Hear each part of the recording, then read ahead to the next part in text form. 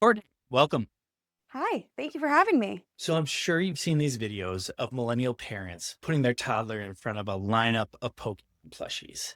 What is it about this franchise that these parents will go through this ritual to initiate the next generation into Pokemon? Yeah, so it's really about connection.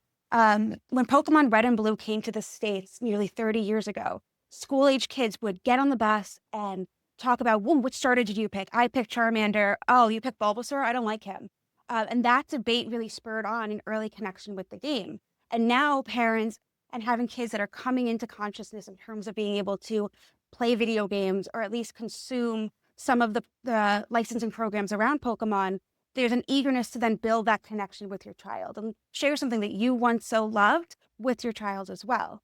And of course, in the case of these videos, you're also posting it to an online community. So then now you now have people in your comments being, oh, your kid chose Bulbasaur or mine chose Charmander. Or, oh my gosh, another Squirtle kid. And you're able to connect with people um, all around the world about this shared experience that creates debate and is a little bit different for everybody else. So it's been 30 years of Pokemon. And in that time, the franchise has grown to $150 billion in sales. It was originally an RPG game for the Game Boy. In over 30 years, it overtook the likes of Star Wars, Harry Potter, and even Mickey Mouse. What is it about this franchise that makes it so potent and powerful? Well, Pokemon's bread and butter has always been its licensing program. Shortly after its release, the chunky Pikachus were already on shelves all around Japan. And then other Pokemon received the same treatment. Mickey Mouse has what, maybe 6 characters that they can license against? Pokemon came out of the gate with 150, and now there's over 1,000. It also speaks to the power of the video game industry as a whole. There's recent data from the past couple of years that show that the video game industry has grossed more revenue than movies and music combined, with far less advertising spend than an epic world tour or a feature film franchise. I believe it's 5% of the advertising spend is spent on video games compared to what is spent on a movie franchise. So let's bring it all the way back to the beginning. What is the foundations of Pokemon? Where did it originate from and who created it? So the origins of Pokemon come back to a boy named Satoshi Tajiri, who grew up in Mashita, Japan. It was a rural suburb near a rapidly developing Tokyo. It was there that he would play in the woods and riverbeds and search for bugs. Bug trading and collecting was a popular hobby in Japan during this time. You might trade your caterpillar for my stag beetle. The idea of catching, trading, and raising these creatures became ingrained into Pokemon's ethos. In the games, you begin starting out in rural forest-like areas catching bug Pokemon. They were the easiest ones to catch. You begin kind of near the Viridian Forest. This intro to the game really mirrored Tajiri's real-life experience. As Satoshi got older, he's catching these bugs. He's growing up in Japan. What time frame is this? This is the 80s. And what is media and video games are just starting to pop up, right? At the time, specifically when we talk about the rapid developing Tokyo, many of the riverbeds that he played in were paved over and arcades were put in place. And so he moved in from the forest and then basically moved into these arcades where kids would gather and spend money playing games like Space Invaders, which really launched this in Japan, was one of the first big games in Japan to draw kids into these arcades and teenagers specifically. But you would be putting money in, you'd have to pay to play the game every single time. And that really bugged Tajiri. He would try to optimize so that he could he was dying the least amount possible and able to spend the most amount of time playing for as little money as possible. So Satoshi's growing up here. He's playing in these arcades. Video games are starting to become a big industry. How did he start building a career around this industry? Yeah, so in the 1980s, Tajiri created a fanzine, a common product called doujinshi. He named the magazine Game Freak, as was a nickname that he had growing up, along with Dr. Bug, actually. And Tajiri filled these pages with insider tips and strategies that might even seem dizzying to a casual player, but he was marketing to people who were gamers like him, who were trying to optimize every element, win Space Invaders as many times with as little financial cost as possible, and optimize every element of gameplay. Now, he then spent so much time covering games that he realized what a bad game was, and that a truly good game that he could sink his teeth into, that he could immerse himself in, didn't exist. And around this time, the family computer, the Famicom, came out in Japan, where people could play games inside their homes. So Tajiri and some of the folks that worked with him on Game Freak took apart a Famicom and taught themselves how to develop games. Out of their apartment, Quincy was the first puzzler game that they put together just based on breaking down a Famicom, and that came out as Mendel Palace in the United States. So you mentioned it a little bit that he didn't like come out the gate with Pokemon here. He started making other games.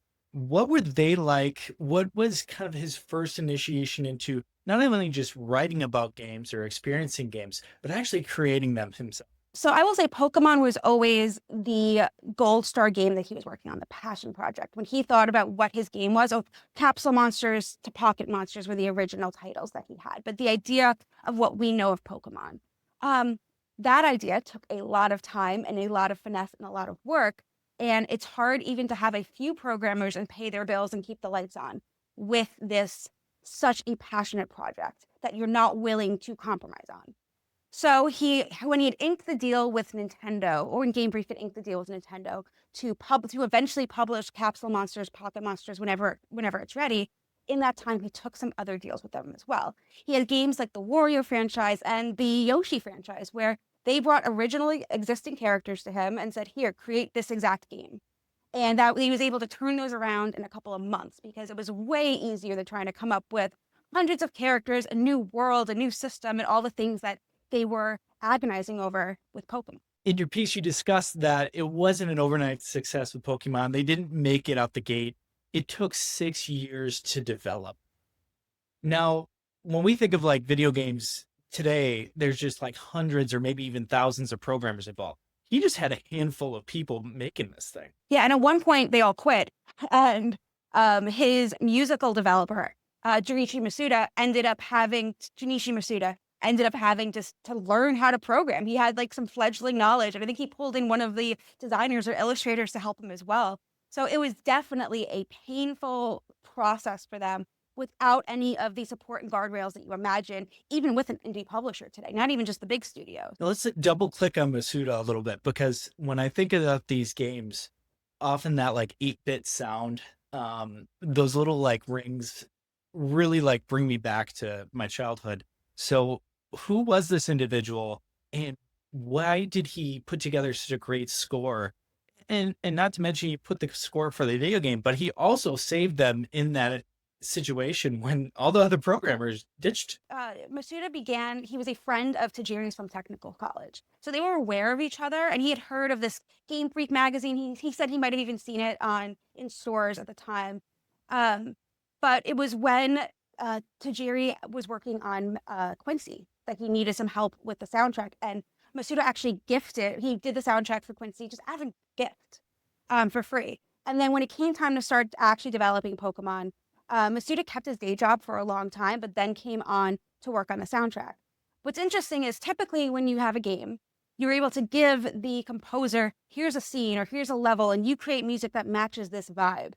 They were so late on all of those steps that he was developing music with just the pitches, the beginnings of the idea. And it's so funny to think about how little resources he had and what final product he was able to create, even without everything going perfectly. Now there was Masuda, but there's also another individual that I want to double click on a little bit, and that's Ken Sugimori. And I often think about his creations, those watercolor paintings of the early Pokemon. Who was Ken Sugimori, and why was he so pivotal in making Pocket Monsters? Ken Sugimori helped design Game Freak's pages with Tajiri. He's talked about how he saw the original Game Freak, which Tajiri drew on his kitchen table with his mother helping staple them. And he's like, I like the concept, but I can draw a lot better than you. And they met at a convention, and he just started helping him make the magazines. It was him who helped take apart the Famicom. They would play video games together. They were working out of an apartment together. That kind of was the initial Game Freak office.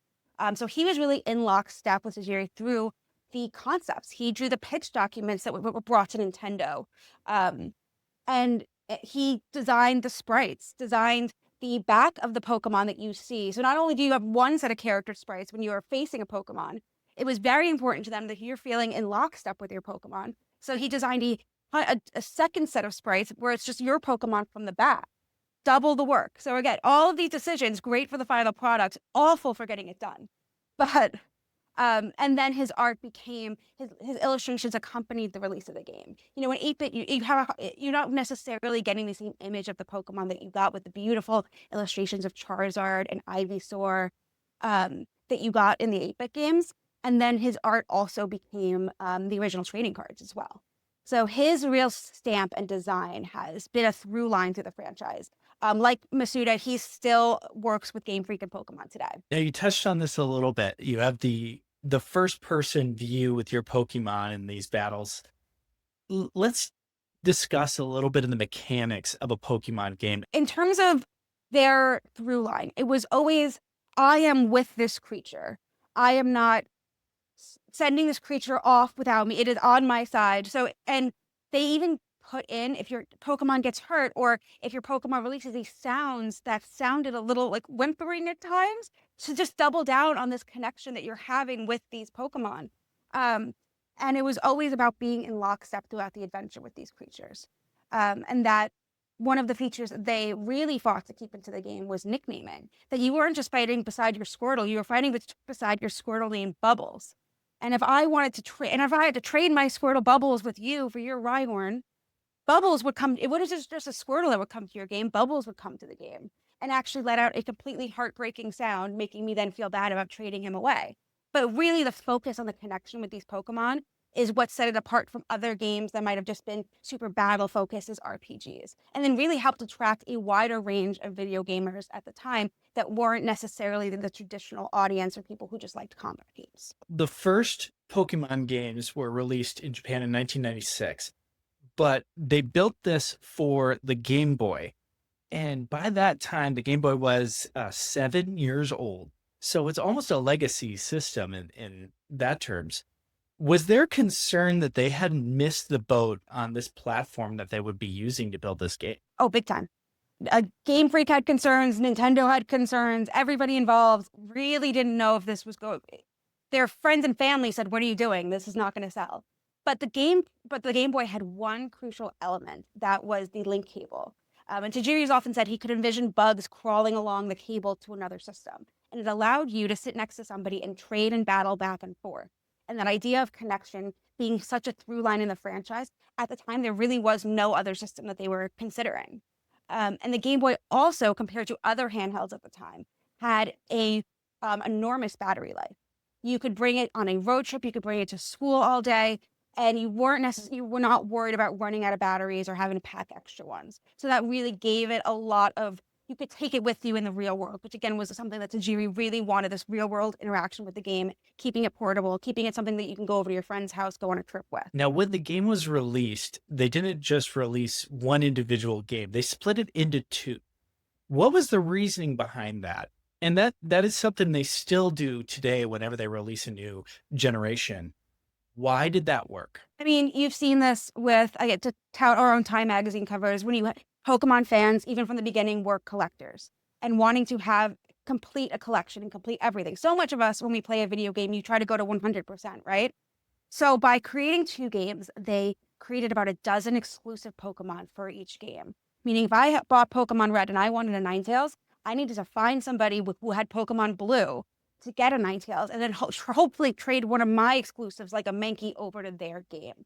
So not only did it immediately force that fostering of connection, many people also bought both games. So you didn't just have to rely on the sales of one, you also were able to launch two Pokemon in terms of the faces on the box. In Japan, it was Red and Green, Venusaur and Charizard, double the amount of just promotion for these Pokemon that you're seeing in stores. What did the early Red and Green game look like? We have like the black and white 8-bit, but there's so many of these mechanics, which is like catching, battling, adventuring.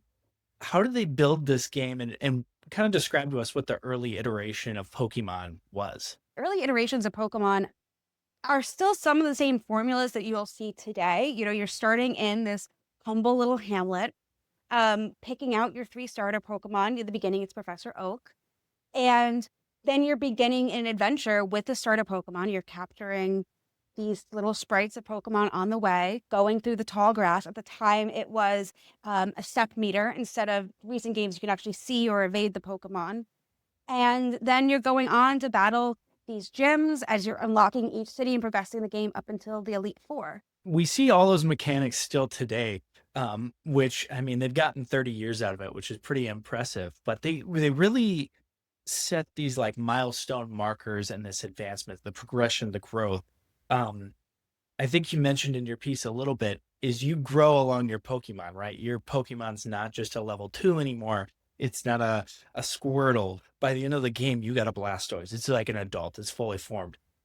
So they really built this sophisticated progression mechanic in those games with all the adventuring and exploring that you do. Yeah, and this is something to kind of jump ahead in time that they really optimize in later games where you get to the end of the game and you have your Charizard or you have your Blastoise and you've beaten the Elite Four, and it's not that hard to beat the main story of a game. Where players get to Tajiri level obsessed with stats and numbers is the competitive battling, where you're optimizing your internal values, your IVs, and you're maximizing your EVs. A lot of times, you're not even able to see any of that or look at any of that with your original Pokemon, and their stats might be garbage. And you need to start finding Pokemon that have excellent stats and kind of toss that one aside.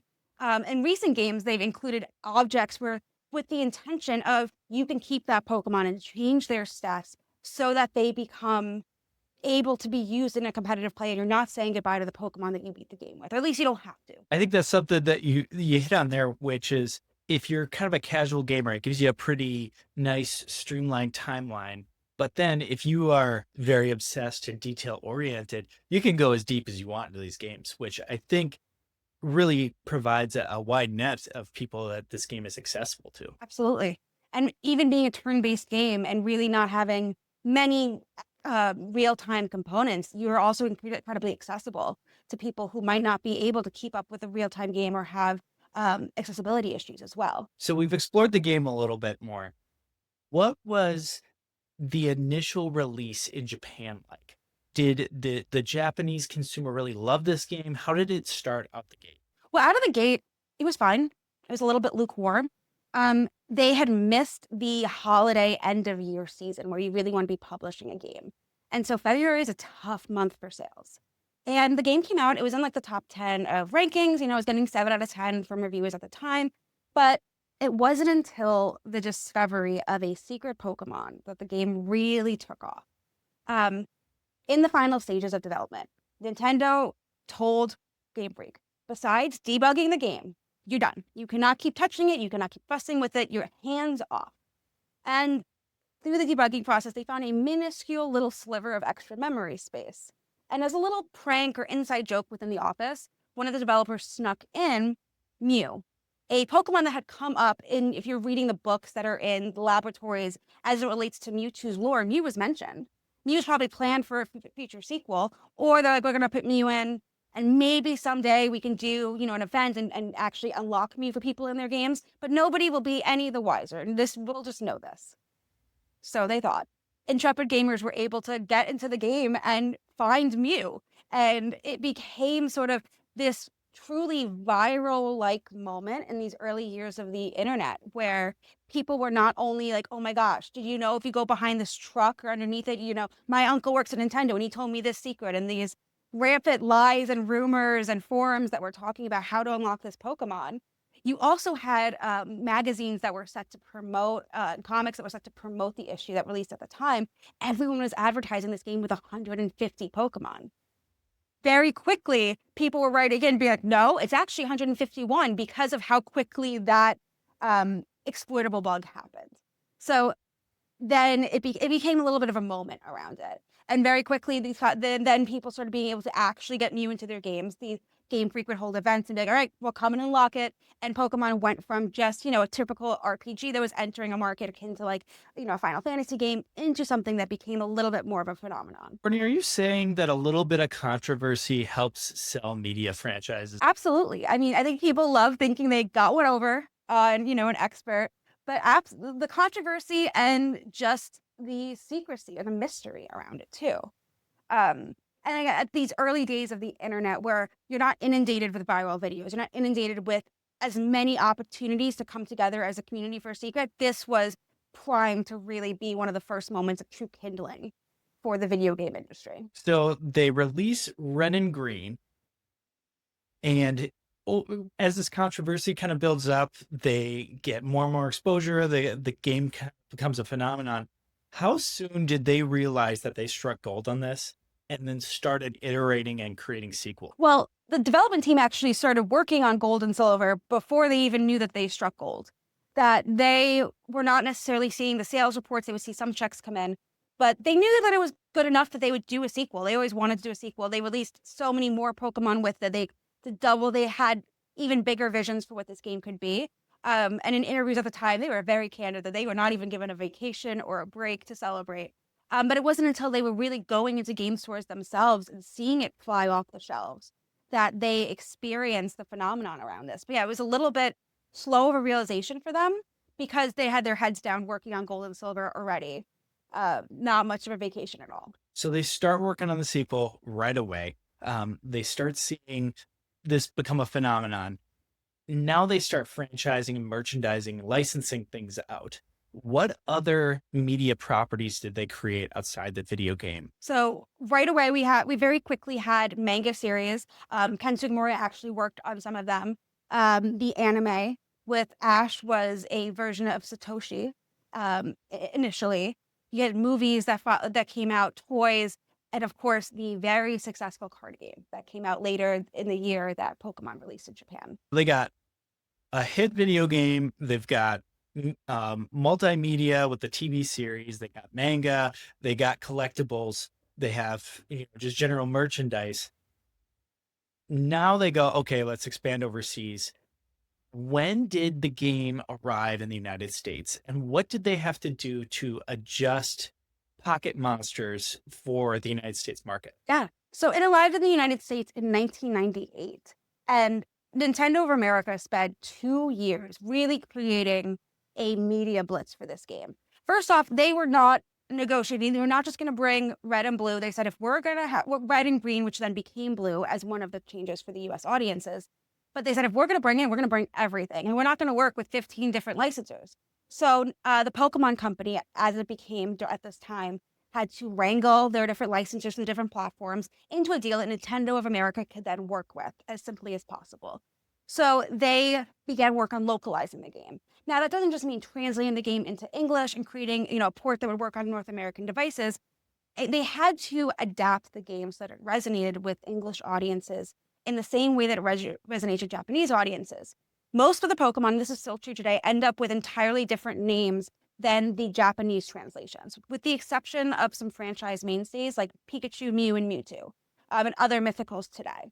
They also removed and edited cultural references that might trip up an American kid, so that it didn't feel like a game about somewhere else. It felt like a game around your childhood experience just as much as it was about Tajiri's childhood experience. And then when it came down to release it, well before the Pokemon games even arrived on shelves, Nintendo of America used their successful Nintendo Power magazine to tease and promote Pokemon coming to the US. These are the characters, these are the monsters. Each month you were getting a new teaser and build hype around the game. The anime came here first. They would leverage that Saturday morning cartoon block that so many millennials remember. And then they even used Nintendo Power's mailing list to send these VHS tapes into every household that subscribed to Nintendo Power with a video that touted, here's Professor Oak, here are the Pokemon, here's what the game's all about.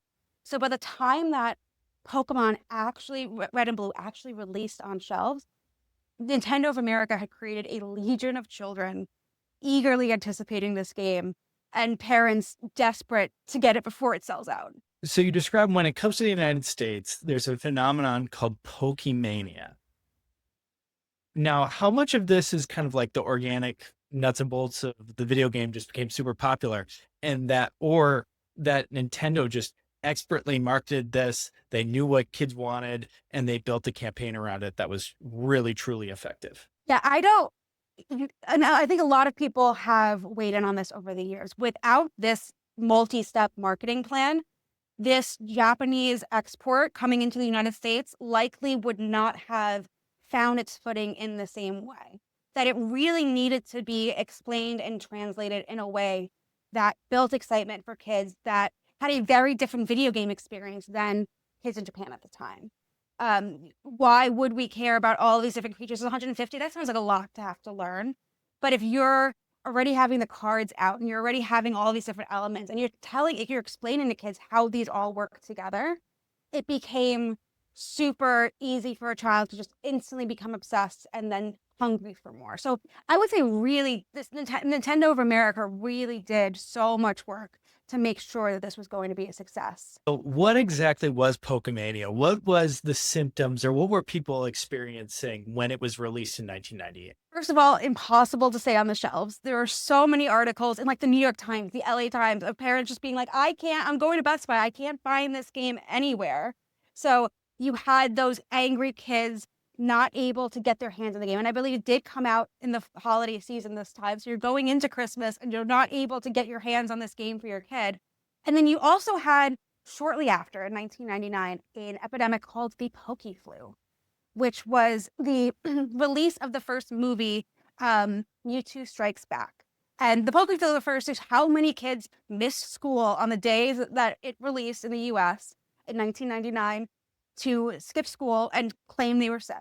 The Nintendo of America marketing behemoth put the same strategies into place and promoted the movie. They used a giant Burger King promotion, and they took it one step further. They sold exclusive limited edition cards with every ticket.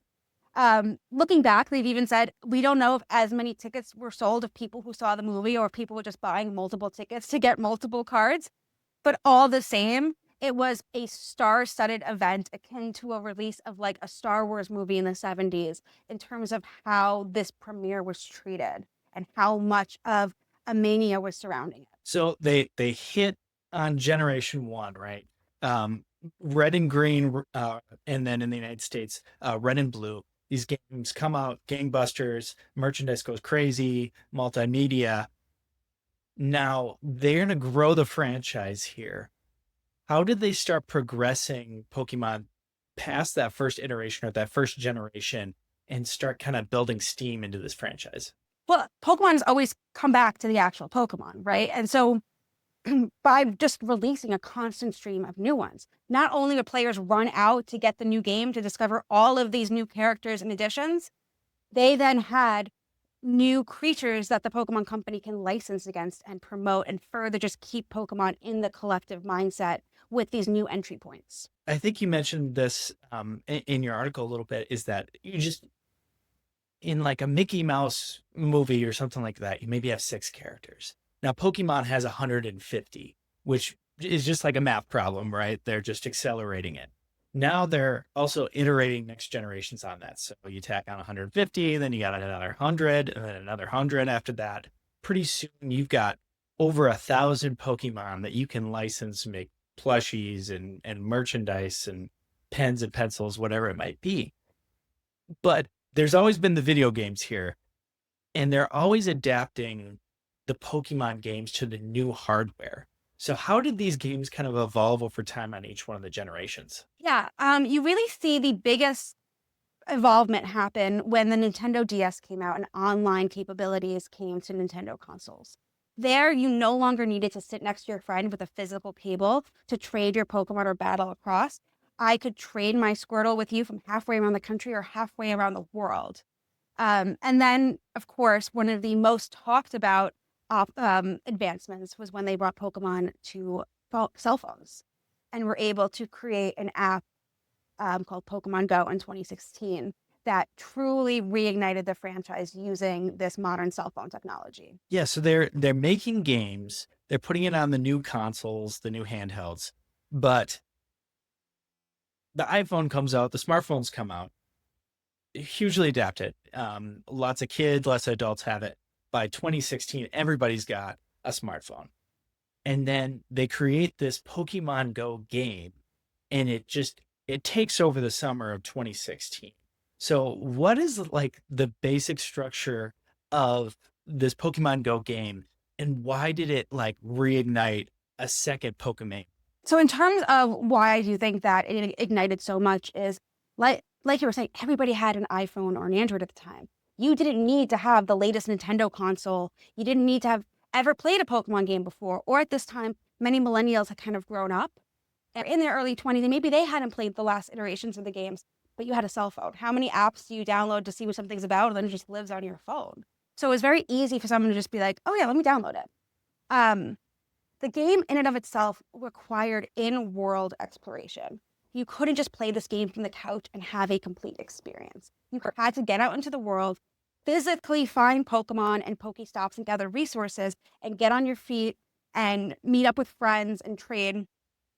I'm in New York City, and I remember that summer gathering with hundreds of people in Central Park and racing around, be like, "There's a Venusaur over there," and and everyone was so nice to each other and trying to be like, "Oh, do you need help with your charger? Do you need all of this?" And that summer as well, Dratini would spawn at Roosevelt Island, and my friends and I would get in a car after our corporate jobs got out, drive over the bridge to Roosevelt Island on the way to Queens where we lived, and we would spend the night trying to catch as many Dratini as we can, find the ones with the best stats to build up into Dragonites, and then trade off the ones to our friends who weren't in the area online, who we could then they could if they couldn't get Dratini in their areas. So not only were we building these memories with people in our lives, but we were also I really had no reason to go out to Roosevelt Island if it wasn't to catch these I would have never gone out to this area either. So it was a really nice way that it was able to build connection with other people and connection with your environment as well. And Pokemon Go is still active today. I still see people playing it, 10 years later. So it is kind of crazy how much it took off. And, we have it on our cell phones, and it just created a new, there was always that trading dynamic between the games, but now cell phones or smartphones have that social connection already built in, and then they like multiplied on it. Yeah, you have your contact book. It's very easy. And you see this also in this free to game games that do, have microtransactions, but are at their core free to play. You see this with Monopoly Go, where these games really take off when they're able to build on either your social network connections or your contacts in your phone and keep you logging in every day because your friend is online, your friend needs something. You got to send that gift every day so you can get this reward. And that keeps you logging in every day. So the mobile games, that numbers I talked about earlier in terms of how big the video game industry is, the mobile game industry is a huge part of that bucket. Now it's 10 years later here. We're in the 30th anniversary of Pokemon coming out. They've had 9 generations of these critters and these monsters. They're going to come out with a 10th later this year to cap off the 30-year anniversary. But throughout those 10 iterations of games, they still feature the 151 Pokemon from the original game. How are they able to add on to new ones and then also really maintain or the things that they got right on that first game with those critters? They're still able to keep that around. Yeah, they're really able to keep all of those original Pokemon alive, so to speak. Up until the very recent games, every Pokemon up until that point was in every single game, meaning I could catch or obtain any of the Pokemon from previous generations. So they weren't necessarily being sunset in any of the games up until very recently. But even in the current games, they keep those franchise mainstays in the mix. I've been able to have a Gyarados and a Charizard with me to beat the game in every single game that has come out in this franchise. You also see these Pokemon have prominent roles in the anime. In Ash's last season, a few years ago, Pikachu faced off against a Charizard instead of any later generation mythic or legendary. That by keeping these franchise mainstays and having them have a big role, even if you're somebody who's entering the franchise in later, Charizard is still really freaking cool. I think that brings us kind of the current state of Pokemon here. So millennials obviously have this very nostalgic view of the original 151, the original games. They also have all this media in between, the last 30 years, new Pokemon and everything. How are they able to maintain that relationship, millennials, but also bring in the new children along the way? Yeah, so I think what we kind of just touched on before about by keeping those franchise mainstays alive, the millennials will keep coming back for their favorite Pokemon. But at the same time, you still need to be providing these new entry points for any kids to jump into the franchise as they grow up. The current anime series, for instance, Horizons, breaks away from Ash and Pikachu entirely and focuses on new characters and later generation Pokemon. You don't need 20 seasons of Ash's backstory to jump in to this entry point. And the same goes for the games. Each one is a capsule in and of itself. A kid can pick up Scarlet or Violet without ever having played any of the past games, and they'll have an entirely unique experience, but a complete one. And you also see Pokemon making major marketing swings as we go into the 30th anniversary. Specifically, the Pokemon's partnership with Lego is a huge draw for both adults and kids. I think it's so funny with the we always have our preference on like what was our favorite Pokemon growing up. And these young Gen Alpha or Gen Z kids will often state how the first generation Pokemon were terrible. And that's like a great way to start an argument with a millennial is that the first Pokemon were terrible and the new ones are the good ones. And it's this fun generational dynamic. And I think that debate, right? The debate and the passion about defending your favorites, your Pokemon. I mean, they nailed that with Red and Blue in the parking lot in the school recess back in the day. So they love that we are debating about this. That is part of the plan, so to speak. That is part of what makes Pokemon so ingrained into us, millennials, and now into these kids as you're defending your choices, you're defending the characters that you love. And I mean, all in good fun, of course, but it's unlike any other franchise in that way. Yeah, and so the game has evolved over time with technology here, right? So it was the RPG 8-bit games. Now the later ones are coming out on the Switch 2. It's 3D open world. How has the games evolved over time? And are they still received as well as maybe those first iterations of the Pokemon games? Yeah, the games have kept sort of their franchise guarantees, right? You're always going to be catching, you're going to have your Pokeballs, you're going to have these elements. But they've taken some swings with, for instance, Arceus and introducing an entirely open world, which they then did in Scarlet and Violet. Um, while these were big swings within Pokemon's development, they did feel a little bit empty and lackluster compared to games that were on the market as well. Now, Nintendo's hardware has its own limitations, right? That in game where there's Baldur's Gate and Cyberpunk, you're not ever going to be able to see a Pokemon game comparable to a PlayStation, Xbox, or PC game.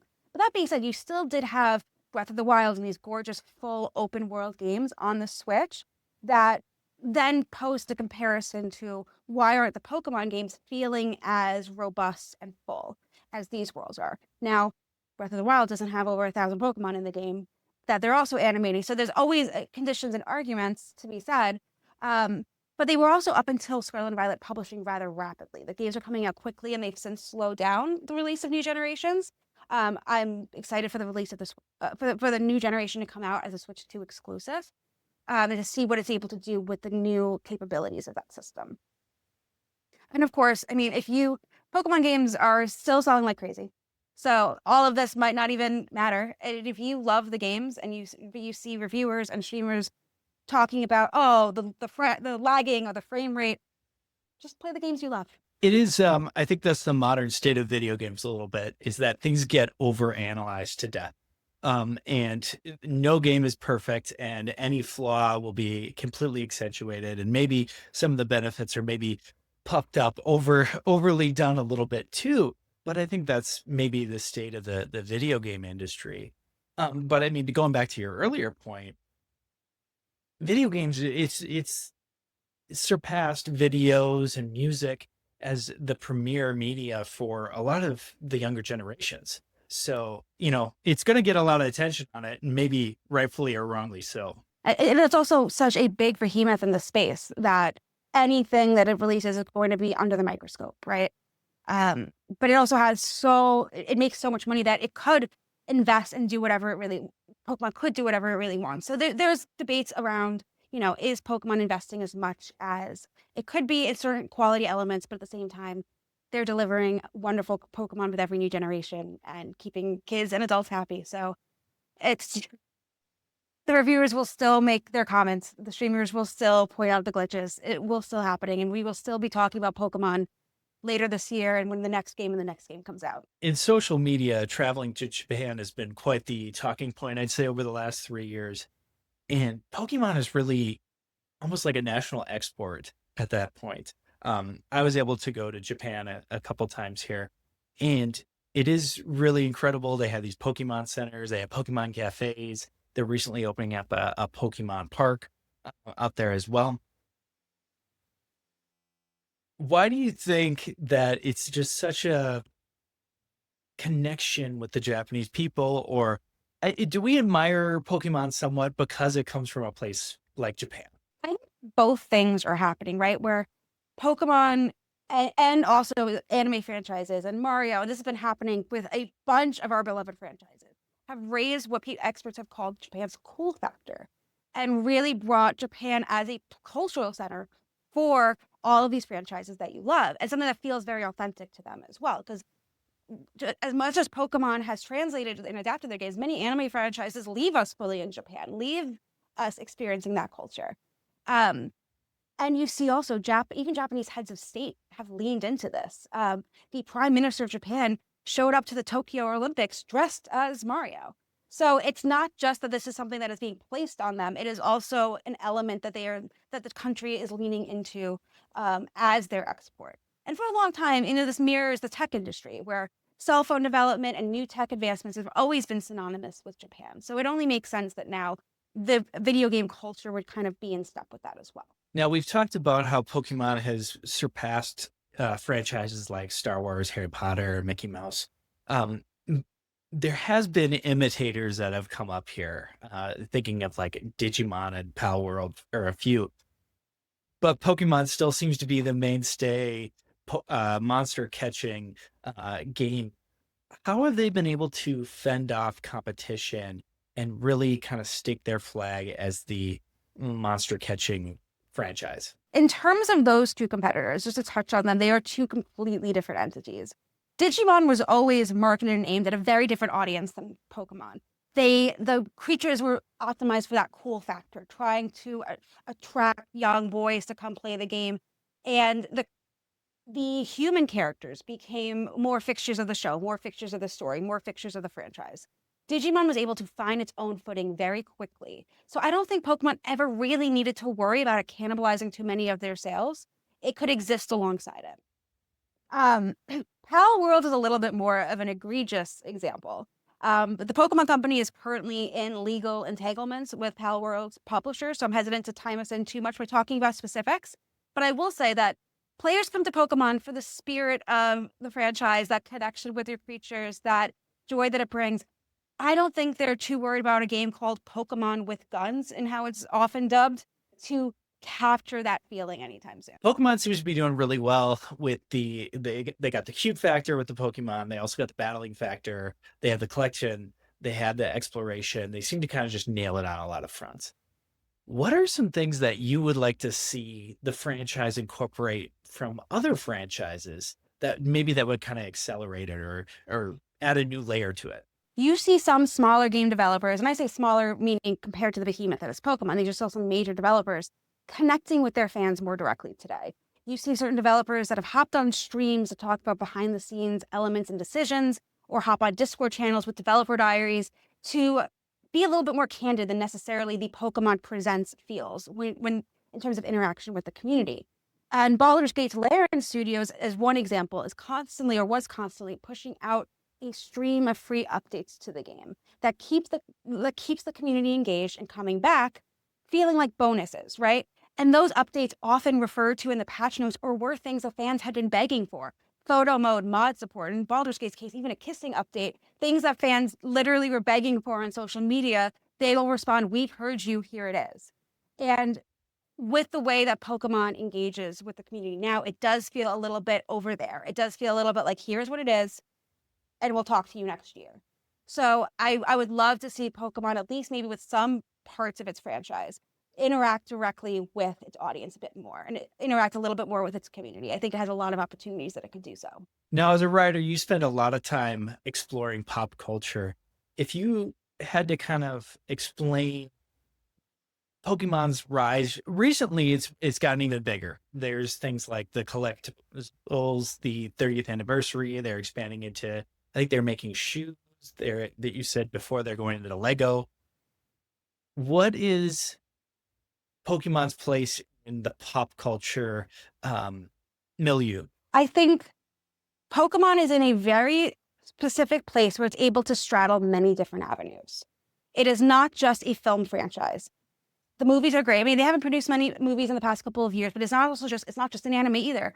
It is games, it is everything. And many franchises can't say that. Some some might try, there might be like a Marvel video game that comes out, but it's not ever going to be the synonymous entry. It it's not Pokemon isn't necessarily as pigeonholed into the games as other franchises are into what they do. You also see that the Pokemon company is incredibly protective with the IP and protecting their characters and protecting their brand. And that creates a through line and a consistent experience within all of these different outlets. So you're not getting a different experience watching an anime show of different characters than you are if you're playing the game. And that creates one big united Pokemon universe that fans can come into and engage with. I think the explanation of the Pokemon universe is great because you can like dip back into it, get refamiliarized with all the things you loved about it. And then maybe if you have a little gap of time, you can come back and revisit it. Maybe there's a new change or something, but it's the way they keep the universe alive here. It's a great explanation of why it's been so potent over the last 30 years. Yeah, and I think it's easy for a franchise like this to rest on its laurels with the nostalgia factor, right? It has in a legion of fans that have grown up with it, but it wouldn't be this successful if it relied on nostalgia alone. It's powerful, right? Like if they can still mine into millennial nostalgia, I hope they continue to do so. It's smart, but they have to keep creating those new entry points and attracting the new generation of fans coming up too, because eventually they might lose the millennial nostalgia. Eventually we might eclipse and move on. Some of us probably won't, but it might not always be a mine that they can continue to strike. And so you really see them also developing new outlets and new elements for this younger generations to come in. I think that was the way I was going to wrap it up too. Is there's just a huge nostalgia element for this. I think both you and I are '90s kids here, and we grew up with it. It was part of our childhood, and as with most things, we look back very fondly to the '90s and some of the media franchises and the things we enjoyed. Um, and I think you explained it a little bit too. Is that they nostalgia is powerful. It's a very potent thing, especially for the millennial generation. But they're constantly reinventing and building new things onto it that should connect it to the younger generations a little bit more because eventually we're going to be the retiree or the 50 plus year olds that aren't going to be playing video games anymore. How do they create that connection with Gen Alpha and beyond? Just like the creatures in the game, Pokemon always needs to be evolving. And it's been a core ethos of the actual gameplay. And I think it's the core ethos of the franchise as well. Courtney, I really appreciate our conversation today. Tell everybody where they can find your work. What's this latest issue that you put out and where they can find you on socials? Yeah, I recently have authored and developed the Life Magazine 30th Anniversary Special Edition, celebrating Pokemon. That is on newsstands around the US and Canada and available on Amazon. I have also worked on and developed the Time Pokemon special editions that we've been coming out with new covers for the past couple of years. And this month, we are releasing 3 new covers to celebrate and commemorate the 30th anniversary. So you can check that out in the same places, newsstands everywhere where books are sold and on Amazon as well. You can find me on Instagram under Courtney Mifsud Intreglia, and I would love to connect with you and hear about why Pokemon is so important to you. And if you have any game tips, I'm always willing to listen. Courtney, I appreciate you. Thank you so much.